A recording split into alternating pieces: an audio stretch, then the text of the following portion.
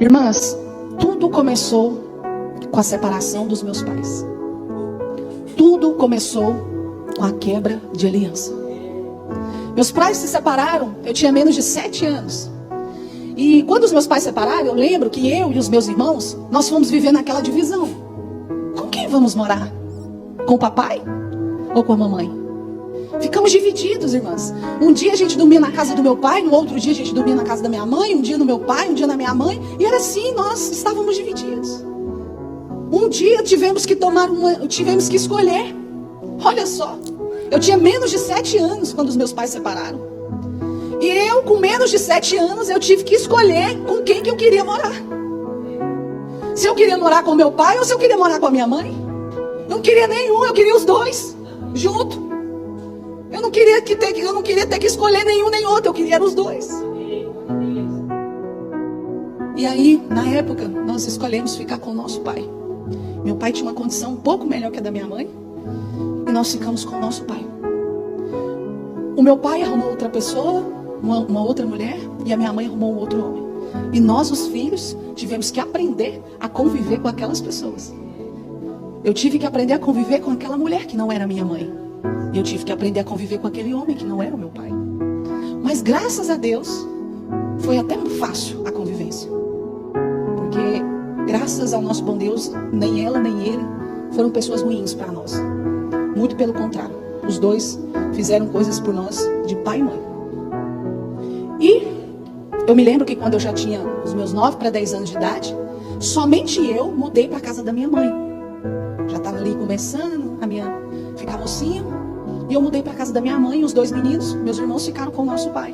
Quando eu fui morar com a minha mãe, eu fui morar com ela no barracão de 2 cômodos, bem pequenininho, bem apertadinho.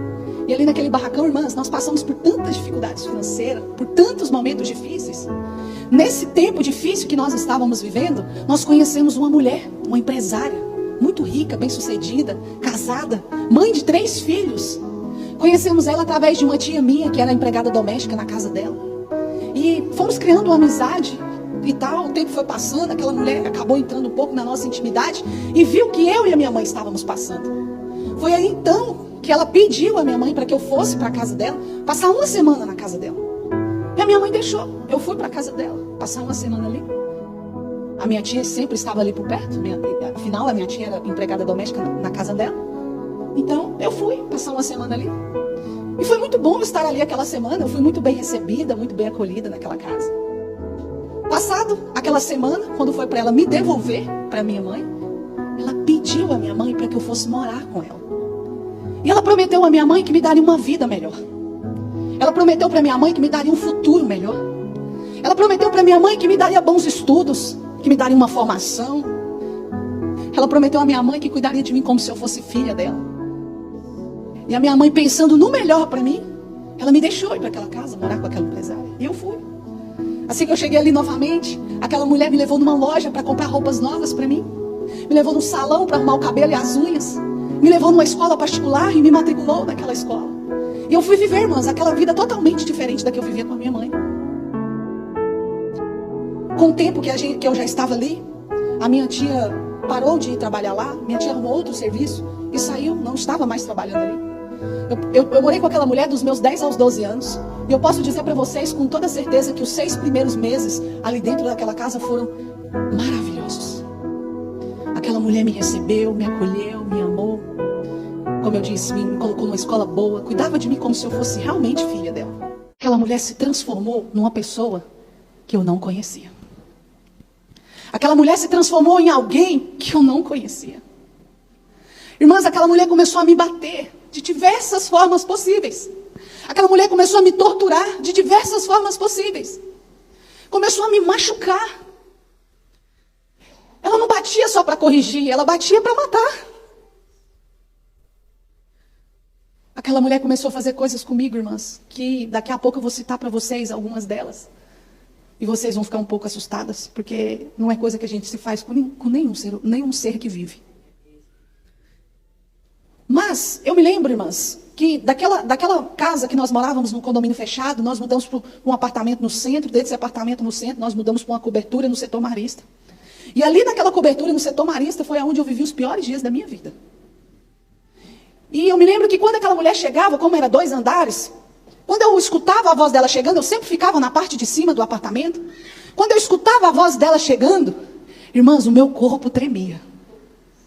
Quando ela me chamava, quando ela mencionava o meu nome, quando ela dizia, vai para o seu ponto, ponto era o lugar onde aconteciam as torturas, era o cativeiro. Irmãs, quando ela dizia, vai para o seu ponto, irmãs, o meu corpo tremia.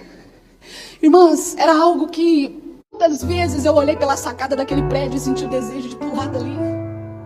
Porque eu sabia o que ia acontecer no ponto. Eu sabia que quando nós entrássemos para aquele cativeiro, eu sabia tudo o que ia acontecer naquele lugar. Havia um ritual para aquelas torturas acontecerem. Havia uma sequência para aquelas torturas acontecerem. E eu conhecia aquela sequência. Eu sabia o que aconteceria ali. Então quando ela dizia, vá para o seu ponto, eu sabia que naquele lugar eu poderia voltar sem vida. Eu sabia, eu conhecia. Mas algo me chamou muita atenção, me chamava atenção, eu não conseguia entender. Mas hoje eu entendo perfeitamente. Mas naquela época eu ainda era uma criança e não entendia. Mas irmãs, havia aquele ritual de torturas, aquela sequência. Daqui a pouco eu cito para vocês. E no final daquela sequência havia um castigo. Irmãs, eu não entendi o porquê, se ela já tinha me batido, se ela já tinha me espancado, se ela já tinha me torturado. O porquê era ainda, eu tinha que ficar de castigo. Era um castigo, irmãs, onde eu tinha que ficar em pé. E ela vinha com o livro nas mãos e colocava em minhas mãos esse livro e dizia, toma, vai ler esse livro. Lê ele em voz alta, porque se eu passar aqui por perto, eu quero ouvir o que você está lendo. E ali eu ficava, irmãs, por horas. Eu não sabia as horas que eu ia ficar ali, mas ali eu ficava por um tempo longo, com aquele livro nas mãos e lendo o livro conforme ela havia mandado. Na cabeça dela, ela estava me punindo e me castigando mais uma vez. Só, irmãs, que o livro que foi colocado em minhas mãos pelaquela mulher para me ler não foi qualquer livro. O livro que foi colocado em minhas mãos para me ler é um livro conhecido por mim e por você. Aquele livro, ele tinha a capa preta. Eu me lembro como hoje. Eu tenho um e o meu tem a capa branca.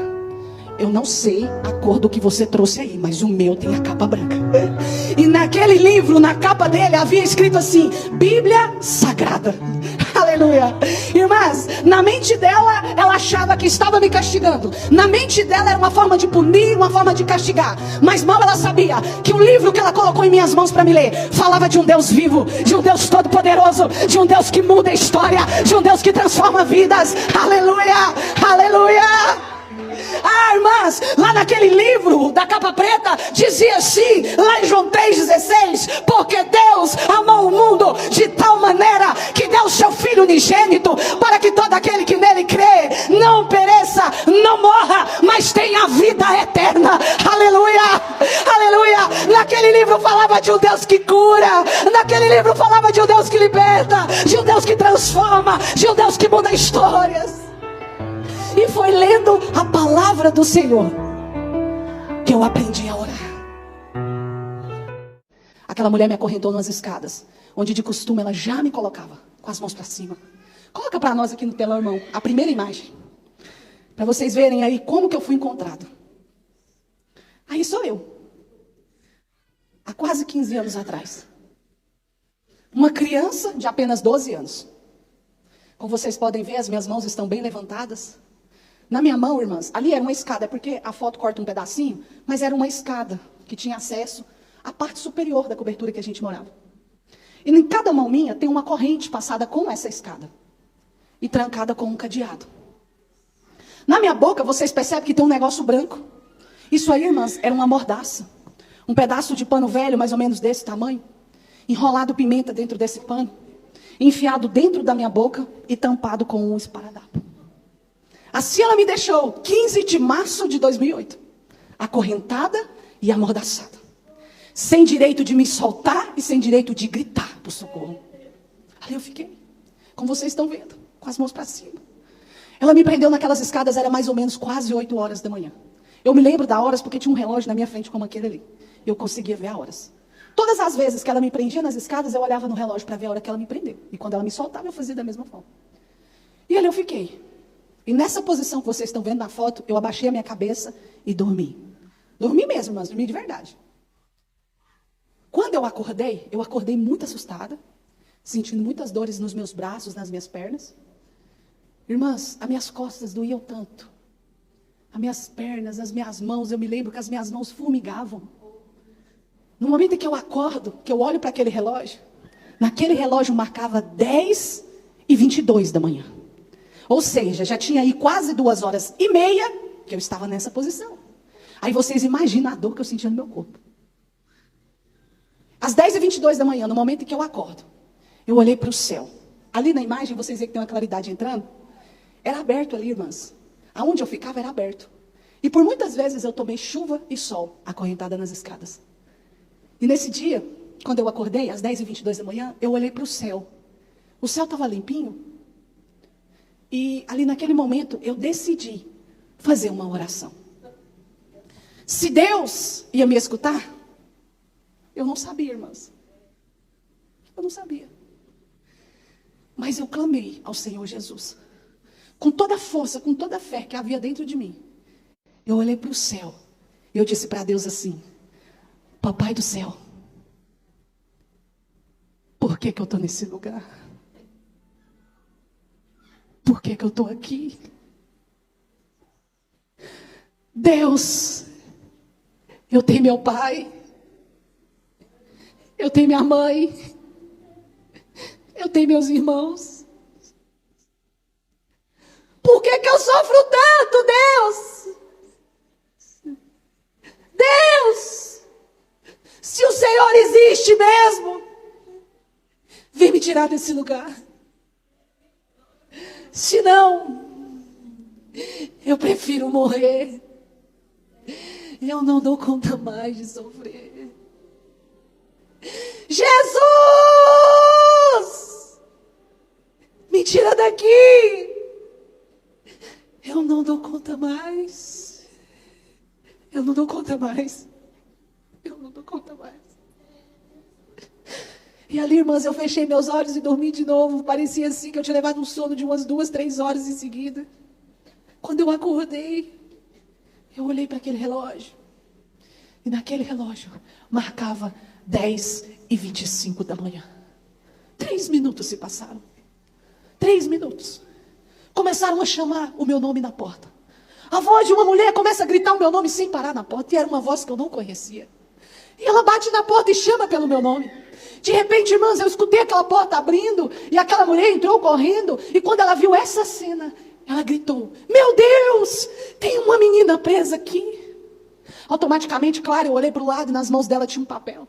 E naquele papel, o nome maior que eu pude ler com os meus olhos foi Polícia Civil. Quando eu li aquilo, irmãs, eu entrei em desespero.